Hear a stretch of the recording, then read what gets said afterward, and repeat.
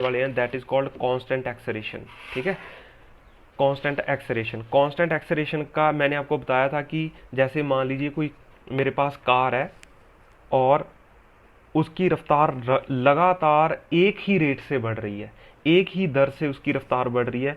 मान लीजिए कि t/0 पे इसकी स्पीड थी जो, वो थी मान लीजिए 5 मीटर पर सेकेंड, और t/1 सेकेंड पे 1 सेकेंड पे t=1 सेकेंड पे इसकी रफ्तार होगी 10 मीटर पर सेकेंड। ऐसी आगे गई t/2 सेकेंड पे इसकी रफ्तार होगी 15 मीटर पर सेकेंड, और ऐसे ही 4 सेकेंड पे 3 सेकेंड पे t/3 सेकेंड पे मान लीजिए इसकी रफ्तार होगी 20 मीटर पर सेकेंड। तो हर एक सेकेंड में कितनी रफ्तार बढ़ रही है इसकी? 5 मीटर पर second. And this is called constant acceleration, ये मैंने आपको पहले ही बताया था। और अगर ऐसा होता कि t/1 पे तो ये 10 होता, t/2 पे 17 हो जाता, t/3 पे वो 50 हो जाता, तो वो वेरिएबल एक्सेलरेशन कहते हैं उसको। ठीक है, हमें तो सिर्फ कांस्टेंट एक्सेलरेशन पढ़ना है। तो कांस्टेंट एक्सेलरेशन का समझ आया कि जब रफ्तार बढ़े सेम स्पीड से, मतलब सेम रेट से जब स्पीड बढ़ती है तो, या वेलोसिटी बढ़ती है सेम रेट से, तो उसे हम कांस्टेंट एक्सेलरेशन बोलते हैं। तो कांस्टेंट एक्सेलरेशन पढ़ने से पहले हमारे पास इक्वेशन ऑफ मोशन होते हैं, और ये 3 मेथड हैं इसको सॉल्व करने के, ड्राइव करने के equation of motion.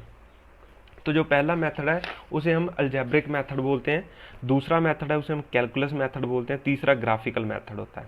Graphical method है जो, वो हम तब करेंगे जब हम ग्राफ्स पढ़ लेंगे आपने। ठीक है, बेसिक ग्राफ हमने पढ़े हैं, बट उनको डीपली हमें पढ़ना है। इस चैप्टर के पॉइंट ऑफ व्यू से हमें ग्राफ्स को पढ़ना है। तो वो ग्राफ पढ़ने के बाद जो आपके क्वेश्चंस हैं वो भी सॉल्व होंगे, आपकी असाइनमेंट में ग्राफ के जो क्वेश्चन हैं, और ये इक्वेशन ऑफ मोशन भी हम सॉल्व करना सीख जाएंगे। तो जो सिंपल है अलजेब्रिक मेथड, उससे और कैलकुलस मेथड से मैं आज आपको ये इक्वेशन की डेरिवेशन बताता हूँ, इक्वेशन ऑफ मोशन की। तो सबसे पहले अलजेब्रिक मेथड, इसमें कुछ टर्मिनोलॉजी है जो आपको याद रखनी है। एस का मतलब है डिस्प्लेसमेंट, नॉट डिस्टेंस, याद रखना है ये है डिस्प्लेसमेंट, एस है डिस्प्लेसमेंट। ठीक है, T is time, A is acceleration, u is initial velocity, and v is final velocity, ऐसे। तो पहली इक्वेशन ऑफ मोशन उसे हम बोलते हैं फर्स्ट इक्वेशन ऑफ मोशन। ठीक है, तो मान लीजिए मेरे पास कुछ एक्सेलरेशन है, इसकी डेरिवेशन है ये छोटी सी। एक्सेलरेशन क्या आती है? Change in velocity per unit time, final velocity minus initial velocity upon time. तो यहाँ पे मैं a t is equal to v minus u लिख सकता हूँ, और this implies v is equal to u plus a t. ये पहली डेरिवेशन है इक्वेशन ऑफ मोशन की। ठीक है, v is equal to u plus a t, ये आपको याद रखनी है। दूसरी इक्वेशन हमारे पास डिस्प्लेसमेंट क्या आती है? डिस्प्लेसमेंट होती है average velocity, v average upon time into time. अब जो v है मेरे पास, वो ये लिखूंगा मैं इसको, तो मेरे पास आ गया वी एवरेज क्या होती है? बेसिकली वी एवरेज के बारे में भी एक बार समझ लेते हैं। वी एवरेज होती है, एक तो हमारे पास total distance travelled, total displacement upon total time होता है। एक हम इसको ऐसे भी लिख सकते हैं, v प्लस यू अपॉन 2। ठीक है, ये भी एक एवरेज वेलोसिटी लिखने का तरीका है, final velocity plus initial velocity का हाफ।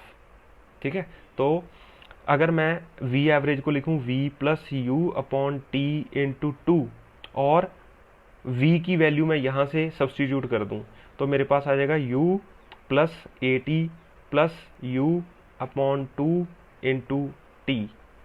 तो ये मैं सॉल्व करूंगा तो मेरे पास आ गया 2u प्लस ए टी, या इसको मैं मल्टीप्लाई भी कर देता हूँ, 2ut plus a t square upon 2 divided by 2।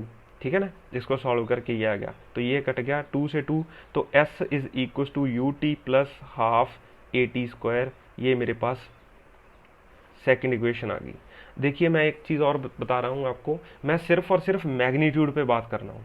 ठीक है, मैं इसीलिए वेक्टर नहीं किसी को भी लिखा, अदरवाइज ये सब कुछ वेक्टर में है।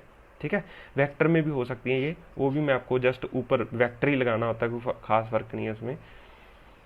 सी थर्ड इक्वेशन ऑफ मोशन, ये सेकंड इक्वेशन ऑफ मोशन कहते हैं इसको, s is equal to u t plus half a t square. जो तीसरी इक्वेशन है उसको हम क्या करेंगे, एक तो मैं ये इक्वेशन लेता हूँ और एक मैं ये इक्वेशन लेता हूँ यहाँ पे ये वाली।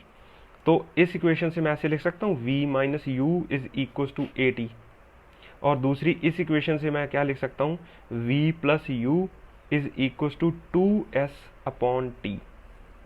ठीक है, इन दोनों को मल्टीप्लाई करता हूँ मैं, मल्टीप्लाइंग 1 एंड 2, मल्टीप्लाई 1 एंड 2, दोनों को हम मल्टीप्लाई करेंगे। मल्टीप्लाई किया तो ये क्या आ जाएगा, v square minus u square, और ये आ जाएगा a t into two s upon t. T ने टी को मार लिया तो v square minus u square is equal to two a s. ये थर्ड इक्वेशन ऑफ मोशन आ गई। तो तीनों इक्वेशन ऑफ मोशन को ये सॉल्व करने का ग्राफिकल मेथड है।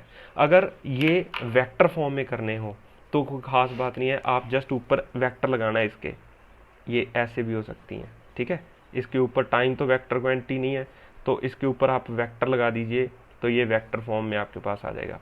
ये एस डिस्प्लेसमेंट है, तो ये एवरेज वेलोसिटी है, यहाँ पे आ जाएगा। ये ऊपर वेक्टर लगा दीजिए आप सबके। ठीक है, तो आपके पास वेक्टर फॉर्म में ये इक्वेशन आ जाएगी, ये ऐसे। ठीक है, मैंने तो सिर्फ आपको इसका मैग्नीट्यूड वाइज बताया, तो ये ऐसे भी हो सकती है इक्वेशन, ये। और यहाँ पे v square minus u square है, ये यू है। ठीक है, और ये, तो मेरे पास ऐसी इक्वेशन आ जाएगी।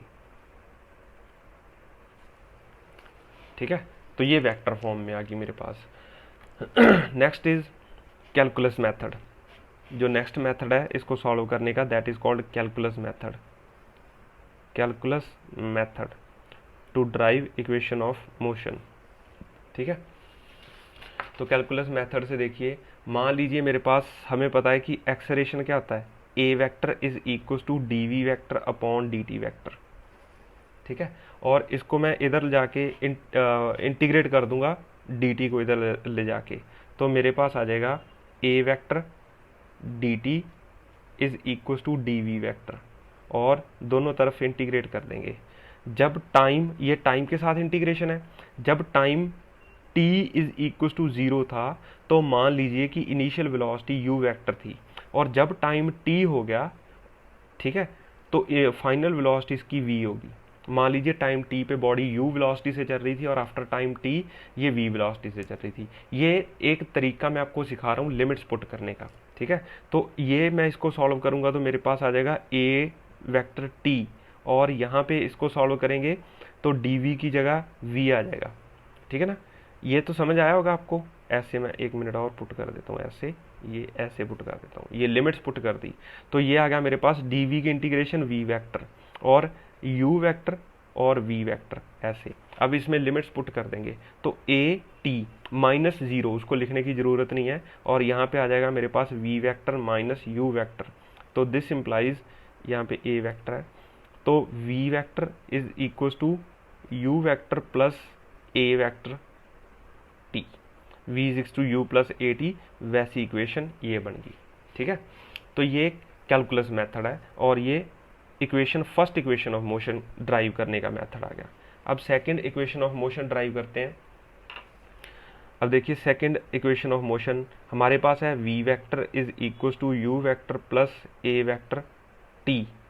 कई और भी मेथड होते हैं। ठीक है, इसको आपके कोई और अगर आप कहीं से देखोगे तो मे बी किसी और तरीके से भी वो सॉल्व कर सकते हैं इसको, ये चीज़, इन इक्वेशंस को विद कैलकुलस मेथड। ठीक है, तो मोर देन वन मेथड होते हैं इसको। तो v वेक्टर को क्या लिख सकता हूँ मैं, D R vector by D T, और ये मेरे पास आ गया u vector plus a vector t। तो मैं dt को इधर भेज देता हूँ, या इसको मैं ds वेक्टर लिख लेता हूँ। ठीक है, क्योंकि हमने s डिस्प्लेसमेंट माना है ना, तो ds वेक्टर अपॉन dt। तो ds vector is equal to u vector into dt plus a vector t into dt, और इंटीग्रेट कर देंगे हम। ठीक है, तो मान लीजिए ये s1 और ये s2 लिमिट पुट कर देते हैं ऐसे। और ये t=0 पे मान लीजिए वो S1 डिस्प्लेसमेंट हो चुकी थी उस पार्टिकल की, और t टाइम पे वो S2 चल चुका था। ऐसे t0 से लेके t तक की लिमिट पुट करेंगे, तो ये आ गया S2 माइनस S1। ठीक है, S2 vector minus S1 vector is equal to u vector t plus ये a vector as it is, तो t की इंटीग्रेशन करेंगे तो ये आ जाएगा t² 2। ठीक है, तो वही इक्वेशन आ गई। ये चीज़ क्या है, डिस्प्लेसमेंट। तो इसको इन जनरल हम ऐसे लिखते हैं, s vector is equal to u vector t plus half a vector t²। तो ये सेकंड इक्वेशन ऑफ मोशन आ गई, जो हमने पहले अलजेब्रिक मेथड से की थी, ये कैलकुलस मेथड से हम कर रहे हैं। तो आपको दोनों तरह से ये आना चाहिए। अब तीसरा देखते हैं।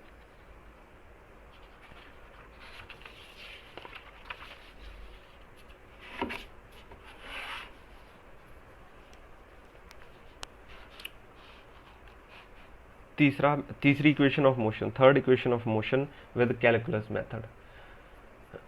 तो इसको करने के लिए हम ऐसे लिख सकते हैं, हमें चाहिए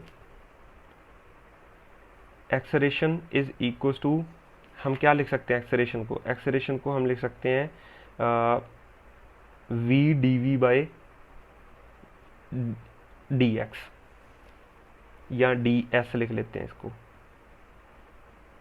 मैंने आपको बताया था एक्सेलरेशन दो तरह से लिखते हैं, या तो लिखते हैं dv वेक्टर बाई dt, या हम इसको क्या कर सकते हैं ds से मल्टीप्लाई ds से डिवाइड, क्योंकि हमने डिस्प्लेसमेंट s माना ना, इसीलिए x नहीं मैं s लिख रहा हूँ। तो एक्सेलरेशन ds बाई dt क्या आता है, v। तो acceleration is equal to v vector is into dv vector upon ds vector. तो ऐसे लिख लेते हैं। तो इस ds को मैं इधर भेज देता हूँ, तो acceleration is equal into ds vector is equal to v dv vector, और यहाँ पे मैं इंटीग्रेट कर देता हूँ दोनों तरफ। मान लीजिए ये v वेक्टर है इंटू dv। ठीक है, ये आ गया मेरे पास।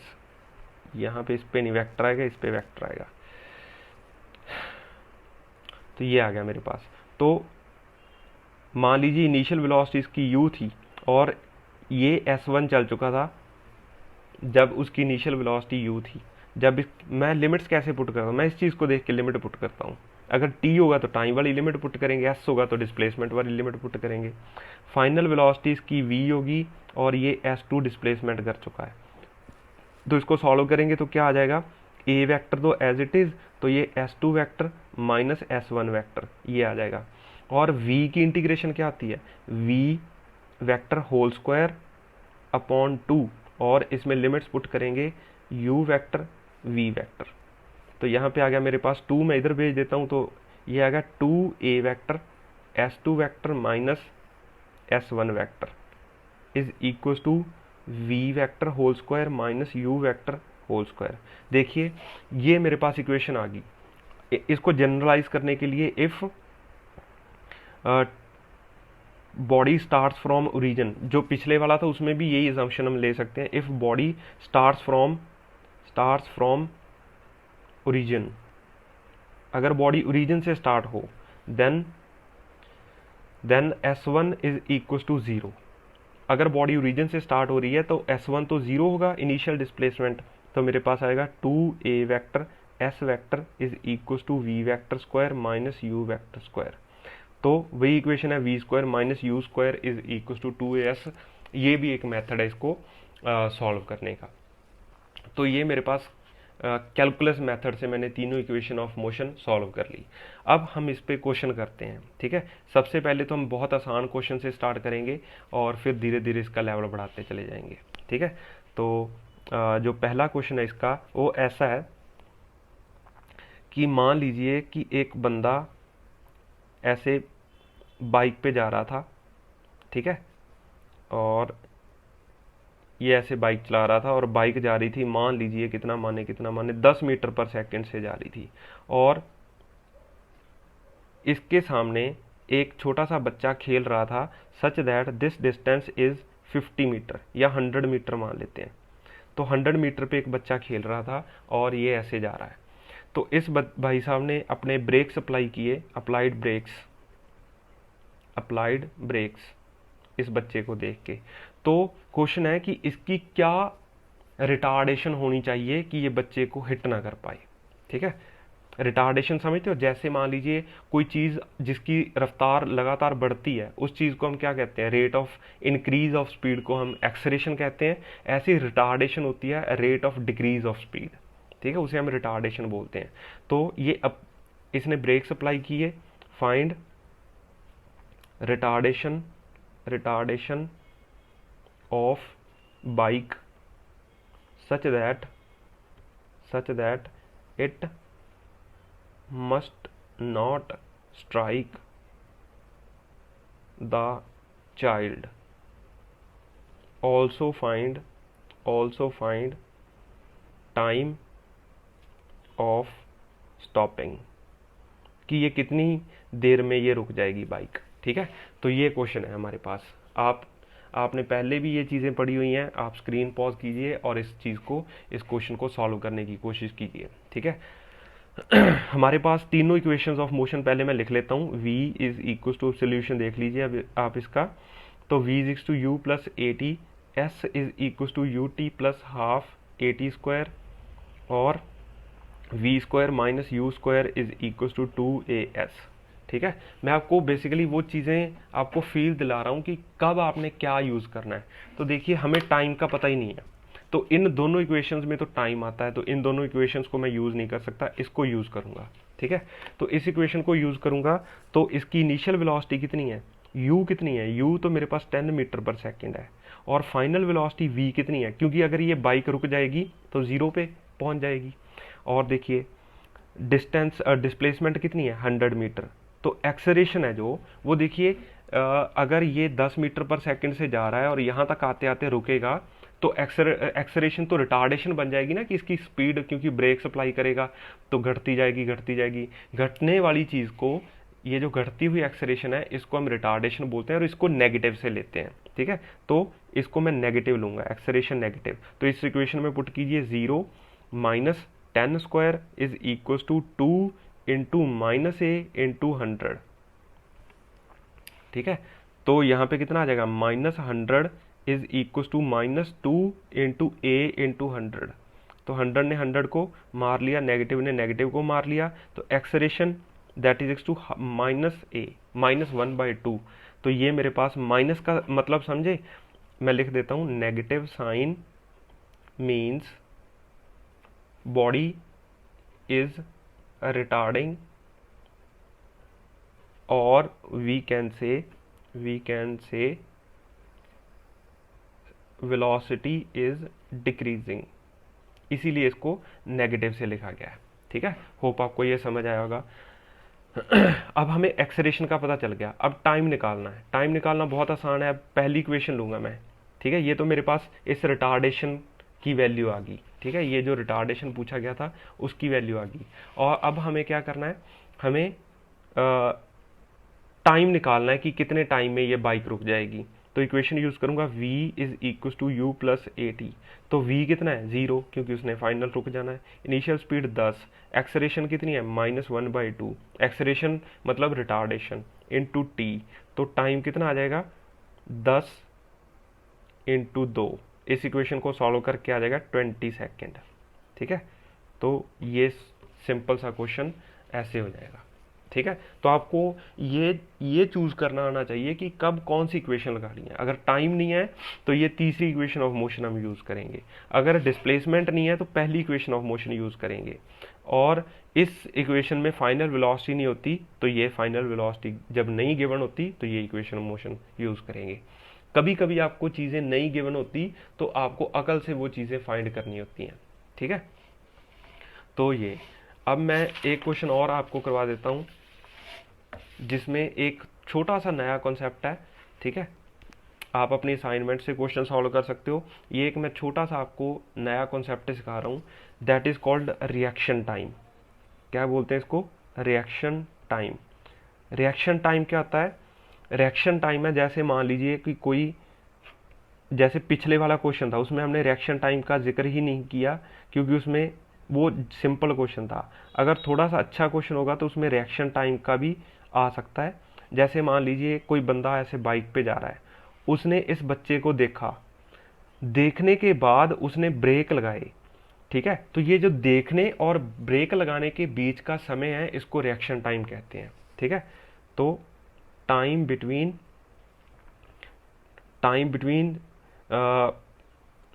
Applying brakes and analysing situation, कि आपने सिचुएशन एनालाइज करने और ब्रेक्स अप्लाई करने के बीच में कितना समय लिया, ये आपका रिएक्शन टाइम है। ये पर्सन टू पर्सन वेरी करता है, ठीक है, varies from person to person. कुछ लोग स्लो होते हैं, कुछ फास्ट होते हैं, पर्सन टू पर्सन, ऐसे इंसान से इंसान पे ये डिपेंड करता है रिएक्शन टाइम। तो मैं आपको एक क्वेश्चन दे देता हूँ, इसी चीज़ पे हम सॉल्व करेंगे। जैसे मान लीजिए एक कार जा रही थी ऐसे, ठीक है, ऐसे चल रही थी कार वो, और उसकी इनिशियल जो स्पीड थी वो थी 20 मीटर पर सेकेंड, और इसकी डी एक्सेलरेशन या रिटार्डेशन एक ही चीज़ होती है, डी एक्सेलरेशन है इसकी -5 मीटर पर सेकेंड, और यहाँ पे एक 100 मीटर की दूरी पे एक बच्चा खेल रहा था, ठीक है। तो ये कार इस बच्चे को टकराएगी या नहीं टकराएगी, ये चीज़ आपको बताना है। और गिवन है हमारे पास reaction time of driver is 0.5 second, ठीक है। तो आपको ये बताना है कि ये बच्चे को बच पाएगा ये बच्चा कि नहीं बच पाएगा, ठीक है। Find if car will hit the child और नॉट, क्या इस बच्चे को टकरा जाएगी कि नहीं टकराएगी। तो देखिए ये कार 5 मीटर पर सेकंड से चल रही थी, 20 मीटर पर सेकंड से चल रही थी कांस्टेंट स्पीड से। ये जो डी एक्सेलरेशन हुई, ये हुई आफ्टर अप्लाइंग ब्रेक्स, ये ब्रेक अप्लाई करने के बाद ये डी एक्सेलरेशन उसको मिली। तो ये इतने से ये कार जल रही थी। तो रिएक्शन टाइम ड्राइवर का ये है। तो देखते हैं हम, पहले तो हम ये देखते हैं कि जब तक ड्राइवर ने ब्रेक अप्लाई करने की सोची उतनी देर में कार कितना चल गई, ठीक है। तो इसको हम S1 मान लेते हैं। S1 is displacement during reaction time, ठीक है। आधा सेकंड तक तो वो सोचने में उसने लगा दिया कि मैं ब्रेक अप्लाई करूं, तो उतने में जो कार चल गई, ठीक है। तो डिस्प्लेसमेंट ड्यूरिंग रिएक्शन टाइम कितनी है वो, distance is equal to velocity into time. Simple, velocity है 20 और टाइम है 0.5, that is equal to 10 metre. तो 10 मीटर कार तो वैसे ही आगे चली गई। अब जो बाकी का समय बचा उसमें वो रोक पाया कि नहीं पाया, वो समय हमारे पास नहीं है, ये डिस्प्लेसमेंट है। तो अब जो S2 बचा मेरे पास, वो कितना बचा, 100 minus S1, that is equal to 90 metre. अब वो हमें देखना है कि वो 90 मीटर में रोक पाएगा कि नहीं। तो v² minus u² is equal to 2as use करूंगा क्योंकि उतने का मेरे पास टाइम नहीं है, ठीक है। तो v तो 0 होना चाहिए, इनिशियल वेलोसिटी है 20, तो 20² is equal to 2 into acceleration कितना है, एक्सेलरेशन है मेरे पास ये जो गिवन है मेरे पास वो है -5, और ये s है 90। तो ये तो मेरे पास सब कुछ गिवन है। अच्छा, मेरे को ये चेक करना था कि s कितने में रुक जाएगा, ठीक है। ये चेक करना है कि भाई अगर फाइनल वेलोसिटी 0 है, इनिशियल ये थी, डी एक्सेलरेशन ये है, तो कितने समय के अंदर कार रुक जाएगी। तो ये S2 है जो मेरे पास, ये मेरे पास अलाउड है, 90 मीटर में रुकनी चाहिए। ये कितने में रुकती है ये हमें फाइंड करना है। S मतलब displacement of car during stoppage, या मतलब coming to rest during stopping, मतलब कितना वो खिसक जाएगी आगे रुकते रुकते रुकते। तो ये मेरे पास आ गया -400 is equal to -10 is equal to S, तो S इज इक्वल टू 40 आ गया मेरे पास। तो इसका मतलब वो 40 में रुक जाएगी, 40 मीटर में। बट हमारे पास अलाउड कितना है, 90 मीटर, ठीक है। तो 50 मीटर पहले ही कार रुक जाएगी। तो चाइल्ड इज सेफ, ठीक है। ऐसे करते हैं। तो पहले हमें ये मतलब जब उसने बच्चे को देखा और जब कार रुकी तो कार कितना चल गई, टोटल डिस्प्लेसमेंट कार कितनी हो जाएगी, टोटल डिस्प्लेसमेंट हो जाएगी 50 मीटर। ठीक है, क्योंकि ये S1 और ये 40 मीटर ये और 10 मीटर ये, तो टोटल कितना कार चल जाएगी रुकते रुकते रुकते 50 मीटर। और बच्चा कहाँ पे है, 100 मीटर पे। और अगर बच्चा 50 मीटर पे होता तो ये उड़ा देती उस बच्चे को। ठीक है, तो मतलब बच्चे से जस्ट जाके वो टच कर जाती। ठीक है, होप आपको ये रिएक्शन टाइम वाली चीज़ समझ आई होगी, और जो आपकी प्रॉब्लम्स हैं वो आप सेंड कीजिए, मैं आपको उसके सोल्यूशन दे दूंगा। ठीक है, थैंक यू।